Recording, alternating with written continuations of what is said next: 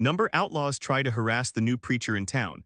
Didn't know he was a trained killer. The dust cloud settled as Reverend Ezekiel Cross walked into Redemption Creek with nothing but a worn Bible and weathered saddlebags. His boots were cracked leather, his clothes simple homespun. A stray dog limped near the general store, whimpering from a gash on its leg. Cross knelt beside the animal, tearing strips from his only spare shirt to bandage the wound. Charity Whitmore watched from the schoolhouse steps. She had kind eyes and flour-dusted hands from baking communion bread. The new preacher looked too gentle for this harsh frontier town, too soft for what was coming. At the Silver Dollar Saloon, Silas Blackwood spat tobacco juice and laughed. His gang of 6 men controlled Redemption Creek through fear and fists. They took what they wanted when they wanted it. A Bible-carrying stranger wouldn't change that. Deputy Marcus Holbrook approached Cross outside the church. Young and well-meaning but outgunned, he shifted nervously. The badge on his vest looked too heavy for his shoulders. Cross conducted his first Sunday service in the small wooden church. 20 townspeople attended, heads bowed in desperate prayer. Their faces showed the weariness of people living under constant threat. Midway through the sermon, gunshots exploded outside. Horses thundered past the windows. Blackwood's men whooped and hollered, firing into the air. Cross never flinched. He finished his prayer with steady hands. Monday morning brought vandalism. Crude words painted across the church walls. Windows shattered. Cross cleaned the mess alone, scrubbing each letter with patient determination. Some townspeople whispered he was too weak to lead them. Others worried he couldn't protect them. Doc Abigail Montgomery found Cross helping treat a ranch hand's knife wound. She noticed his precise knowledge of anatomy, the confident way he handled medical instruments. No seminary taught battlefield surgery. The harassment escalated. Blackwood's men disrupted the general store, overturning shelves. They threatened anyone who supported the church. When old Tom Brennan spoke up for the preacher, they beat him bloody and left him in the street. Samuel Crenshaw felt something familiar about the soft-spoken reverend. The feeling nagged at him like an old wound. He searched his memories but found no answers. Cross confided in Charity after evening service. His hands shook slightly as he held his Bible. She saw pain in his eyes, deep as canyon shadows. That night, Cross suffered violent nightmares. He woke in cold sweats, praying for forgiveness from sins he wouldn't name. His journal entries spoke of carrying too much darkness to walk in the light. The breaking point came on a Thursday afternoon. Blackwood's gang cornered Charity outside the schoolhouse. 6 rough men surrounded the young teacher, their intentions clear. They wanted to send the preacher a message about protecting what mattered to him. Cross arrived as they closed in. For the first time, steel entered his voice when he told them to let her go. They laughed and knocked him to the ground instead, leaving him bloodied in the dirt while Charity screamed his name. The beating left Cross with a split lip and bruised ribs, but something darker had awakened in his eyes. Blackwood grew bolder after the schoolhouse incident. His men began collecting taxes from every business on Main Street. Anyone who refused faced broken windows or worse. Deputy Holbrook tried to intervene at the blacksmith shop. 3 of Blackwood's men ambushed him behind the livery stable. They left him unconscious in a horse stall, badge bent and bloodied. Doc Montgomery worked for hours to set his broken arm. Cross visited the injured deputy at the clinic. Doc Montgomery watched him examine Holbrook's wounds with practiced precision. His fingers traced the injury patterns like he'd seen them 1,000 times before. She confronted him after Holbrook fell asleep. Cross admitted he'd seen war but refused to elaborate. His voice carried weight when he spoke of oaths sworn to God. These hands would never take life again, not ever. The confession hung between them like smoke from a distant fire. Samuel Crenshaw couldn't shake his suspicions. He searched through old belongings until he found a cracked photograph from Sharpsburg. Confederate soldiers posed around a cannon, their faces young and hard. In the background stood a figure he recognized. The same gentle eyes, the same steady hands, Ghost, the legendary sniper who'd vanished after Gettysburg. Crenshaw confronted Cross behind the church that evening. The photograph trembled in his weathered fingers as he held it up. Cross stared at his younger self, a boy who'd believed in causes worth dying for. The memories flooded back like water through a broken dam. Cross had been 17 when he enlisted, defending his home state with rifle and conviction. He'd earned his nickname through impossible shots across impossible distances. Enemy officers fell to his bullets from ranges that defied belief. Everything changed at Millfield Chapel. Cross watched through his scope as Confederate forces surrounded a small church filled with civilian refugees. Women and children who'd sought sanctuary found only slaughter. He tried to intervene but arrived too late to save them. That night, Cross approached Union lines under a white flag. He offered his services as a spy and sniper, turning against his former brothers in arms. The boy who'd killed for the Confederacy became the ghost who hunted them. Crenshaw had remained loyal until the bitter end. Surrender left him broken and angry, watching his world crumble into occupied territory. He'd followed Blackwood west, carrying hatred like a festering wound. The confrontation between old soldiers ended without bloodshed. Cross walked away, leaving Crenshaw alone with his photograph and memories. Sunday evening service drew the largest crowd in months. Townspeople filled every pew, desperate for hope in their darkest hour. Cross spoke of redemption and second chances. His voice carried across the small sanctuary like a prayer itself. Halfway through the sermon, armed men kicked open the church doors. Blackwood entered with his entire gang, weapons drawn and faces twisted with cruel amusement. He'd grown tired of playing games with the soft-spoken preacher. The outlaws herded the congregation toward the altar. Women clutched their children while men stood protectively in front of their families. Blackwood demanded the deed to the town's gold mine, threatening to burn the church with everyone inside if they refused. He forced Cross to his knees before the terrified crowd. The preacher's gentle demeanor never wavered as Blackwood mocked his faith and spat on his Bible. Some men talked to God, the outlaw leader sneered. Others would soon meet him face to face. Charity stepped forward from the crowd. Her voice shook but her courage held firm. She wouldn't watch innocent people die for one man's greed. Blackwood raised his pistol toward her heart. The change in Cross was instantaneous. His gentle expression hardened into something ancient and deadly. When he rose from his knees, the movement carried lethal grace. The soft-spoken preacher vanished, replaced by someone who understood violence at its most fundamental level. Cross moved like liquid death. His first strike hit the gunman to Blackwood's left, a precise blow that dislocated the shoulder and sent the weapon spinning. The second man tried to aim but found his wrist twisted at an impossible angle. His gun clattered across the wooden floor.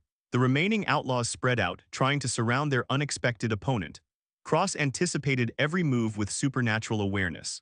He flowed between them like water around stones, striking pressure points and nerve clusters with surgical precision. A gunman near the altar fired wildly. Cross drew the fallen pistol and put a bullet through the man's gun barrel, splitting it down the middle without touching flesh. Another outlaw tried to grab Charity as a hostage. Cross's next shot separated the weapon from fingers so cleanly the man never felt the impact. Crenshaw recognized the impossible marksmanship. Ghost hadn't lost his touch. Within moments, Blackwood's entire gang lay groaning on the church floor. None were seriously injured, but all were completely neutralized. Cross had used minimal force to achieve maximum effect, every action calculated to disable rather than destroy. Blackwood himself cowered behind the pulpit, his pistol trained on the approaching figure. The man who'd terrorized Redemption Creek for months now faced someone who understood fear from both sides. Cross stopped 3 paces away. He had a clear shot that would end Blackwood's reign of terror permanently. His finger rested on the trigger as justice demanded satisfaction. Instead, he adjusted his aim downward. The bullet shattered Blackwood's kneecap, dropping him to the floor alive but defeated. The church fell silent except for the groans of wounded outlaws and the sound of Cross placing his weapon on the altar. The congregation sat in stunned silence as Cross placed the smoking pistol on the altar. His hands trembled now, not from fear but from the weight of what he'd become again. The gentle preacher they'd known had vanished, replaced by someone who moved with lethal precision and supernatural awareness. Charity reached toward him but Cross stepped away. His eyes held the same haunted look she'd glimpsed in private moments. The darkness he'd spoken of had surfaced, and he believed it would consume everything good he'd tried to build. Deputy Holbrook arrived with his uninjured arm supporting a makeshift sling. The young lawman surveyed the scene with growing amazement. 6 dangerous outlaws lay disabled but alive, their weapons scattered across the church floor. Not one drop of blood stained the wooden boards. Cross began packing his few belongings that night. His Bible lay closed on the small table, abandoned like his faith in his own redemption. The journal beside it contained hastily scrawled words about failure and the impossibility of escaping one's true nature. Charity found him folding his spare shirt by candlelight. She'd never seen him look so defeated, so convinced of his own unworthiness. Her voice cut through his self-recrimination like sunlight through storm clouds. He'd saved every person in that church without taking a single life. How could protecting innocence be considered failure? Cross tried to explain the oath he'd sworn after the war ended. His hands were meant for prayer and healing, not the calculated violence he displayed. The congregation had seen him become the killer he'd once been. They deserved better than a pastor who could transform into something so deadly. Doc Montgomery arrived before dawn with a different perspective. She'd treated enough gunshot wounds to recognize the restraint Cross had shown.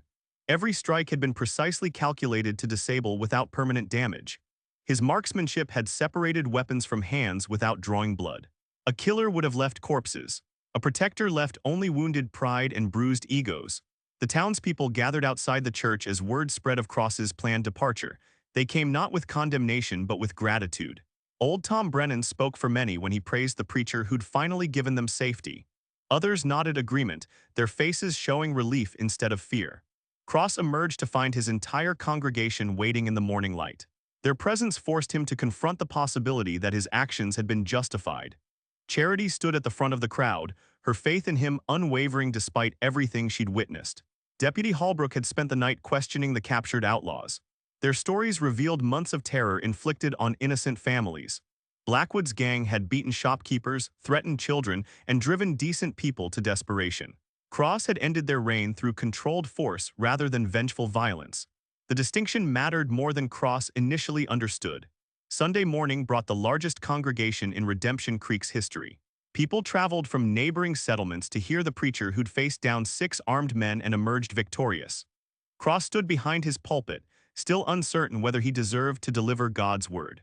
His sermon began hesitantly but gained strength as he spoke. He revealed his past as a Confederate soldier turned Union spy, the guilt that had driven him to ministry, and his struggle to reconcile his capacity for violence with his calling for peace. The congregation listened without judgment, recognizing honesty in every word. Cross distinguished between violence born of hatred and force used to protect the innocent. A soldier who killed for conquest committed murder. A shepherd who fought to defend his flock fulfilled his sacred duty. The difference lay not in the actions themselves but in the motivations behind them. His voice grew stronger as he continued. Running from his past hadn't brought redemption. Integration of his experiences into service for others offered a better path forward. The skills that had once taken lives could now preserve them when used with wisdom and restraint. The congregation voted unanimously for Cross to remain as their pastor. They accepted his complete identity, understanding that his military experience informed rather than disqualified his spiritual calling. A preacher who understood both war and peace could guide them through the challenges ahead. Samuel Crenshaw sat in the back pew throughout the service. The bitter Confederate veteran had spent days wrestling with his own demons since the church confrontation. Cross's offer of forgiveness extended beyond mere words to genuine opportunity for transformation. Cross visited Crenshaw at the jail where Blackwood's men awaited trial. The conversation between former soldiers lasted hours, covering years of accumulated pain and hatred. Cross spoke not as a victor addressing the defeated, but as one broken man reaching toward another. Crenshaw faced a choice between continuing his path of resentment or accepting the possibility of redemption. The decision would define not only his future, but his understanding of who he could become. Cross waited patiently as his former comrades struggled with decades of ingrained bitterness. The town began healing in the days that followed. Businesses reopened without fear of extortion. Children played safely in the streets. Families attended church services where their pastor spoke with the authority of someone who'd seen humanity's darkest impulses and chosen light instead. Cross still suffered nightmares, but they no longer controlled his waking hours. Doc Montgomery helped him understand that acknowledging his capacity for violence didn't make him evil. Choosing when and how to use that capacity demonstrated wisdom rather than weakness. Charity began spending more time at the church, helping with services and organizing community events. Her presence reminded Cross daily that someone could see his complete nature and choose to stay. Their relationship grew slowly, built on honesty about who they both truly were. 3 weeks after the church confrontation, Silas Blackwood limped out of the territorial prison on a technicality. His lawyer had found flaws in the arrest paperwork that freed him despite overwhelming evidence. The outlaw leader's wounded leg had healed poorly, leaving him with a permanent reminder of his humiliation. Blackwood's remaining gang members had scattered to other territories, but his thirst for revenge burned hotter than ever. He'd been beaten by a Bible-carrying preacher in front of the entire town. That shame demanded blood to wash it clean. Samuel Crenshaw made his decision on a Tuesday morning. He found Cross repairing the church's front steps, hammer in hand and determination in his movements. The former Confederate soldier carried a worn Bible of his own, pages already marked from intensive study. Crenshaw requested baptism in the creek behind town. His conversion wasn't dramatic or sudden, but it was genuine. Years of hatred had left him hollow and bitter. Faith offered something better than the emptiness he'd carried since the war ended. Cross agreed to perform the ceremony. The two former enemies stood waist-deep in cold water as Crenshaw publicly renounced his past and accepted a new path forward. Several townspeople witnessed the baptism, including Charity and Doc Montgomery. Deputy Holbrook's confidence had grown tremendously since the church incident. He organized citizen patrols and established regular contact with territorial authorities. The young lawman carried himself differently now, his badge worn with genuine authority rather than nervous hope. The town prospered under its newfound peace. New families arrived weekly, drawn by reports of safety and strong community leadership. The church expanded its services to accommodate growing attendance. Cross found himself counseling settlers and performing marriages with increasing frequency. Charity spent more time at his side, their relationship deepening through shared work and mutual understanding. She'd seen him at his most dangerous and chosen to stay. He'd revealed his darkest secrets and found acceptance instead of condemnation. Their courtship proceeded slowly but with clear direction. Doc Montgomery became Cross's closest confidant regarding his internal struggles. She helped him understand that integration of past experiences didn't require shame or constant self-flagellation. His military skills were tools to be used wisely, not sins to be eternally regretted. The rebuilt church stood as a symbol of the community's resilience. Fresh white paint covered the walls where crude messages had once been scrawled. New stained glass windows cast colorful patterns across polished wooden pews. Cross's small office contained both his Bible and a framed photograph of his old Confederate unit. He no longer hid from his past, but incorporated it into his present calling. The boy soldier who'd killed for misguided causes had become the man who protected innocence through measured force. The transformation represented growth rather than betrayal of his principles. Thursday evening brought unwelcome news. A rancher reported seeing Blackwood's distinctive horse tracks near the eastern approach to town. The outlaw leader had returned alone, his pride demanding personal satisfaction from the preacher who'd destroyed his reputation. Cross sent word for civilians to remain indoors after sunset. He positioned himself in the church, knowing Blackwood would come for him there. The symbolism mattered to both men. Their final confrontation would occur in the place where Cross had first revealed his true nature. Blackwood kicked open the church doors near midnight. His limp was pronounced, but his gun hand remained steady. The outlaw's face showed months of festering rage and wounded pride. He'd traveled hundreds of miles for this moment of revenge. Cross waited at the altar, unarmed and unafraid. His transformation was complete now, no longer the terrified soldier or the guilt-ridden penitent. He faced Blackwood as a man comfortable with every aspect of his identity. The outlaw expected fear or pleading. Instead, Cross offered the same choice he'd given Crenshaw. Redemption remained possible even for someone who'd caused such pain. Grace extended to all who genuinely sought it, regardless of past actions. Blackwood's response came in the form of raised pistol and snarled curses. He'd chosen violence over redemption, hatred over healing. Cross moved with familiar precision, disarming the outlaw and restraining him without serious injury. No anger motivated his actions, only calm determination to protect his community. Deputy Holbrook arrived with proper arrest warrants and territorial backup. This time, Blackwood would face justice without legal loopholes or technical escapes. His reign of terror had ended permanently, not through execution, but through the patient application of law and order. Crenshaw proved invaluable as Cross's assistant in ministry. His own redemption story resonated with other former soldiers seeking meaning after war's devastation. The church developed a reputation for welcoming broken men and helping them rebuild their lives through faith and community service. Cross married Charity in the spring, with Doc Montgomery serving as matron of honor and Crenshaw performing his first official duty as assistant pastor. The ceremony drew visitors from across the territory, many curious to meet the preacher who tamed one of the region's most dangerous towns. Children played safely in Redemption Creek streets while their parents conducted business without fear of extortion or violence. The school expanded to accommodate new families. The church bell rang each Sunday morning, calling a growing congregation to worship led by a man who understood both darkness and light. Cross stood in his pulpit each week, his Bible open beside the photograph that reminded him of lessons learned through terrible experience. When new threats approached town, the residents smiled with quiet confidence. Their shepherd had proven he possessed both protective instincts and the wisdom to use them properly.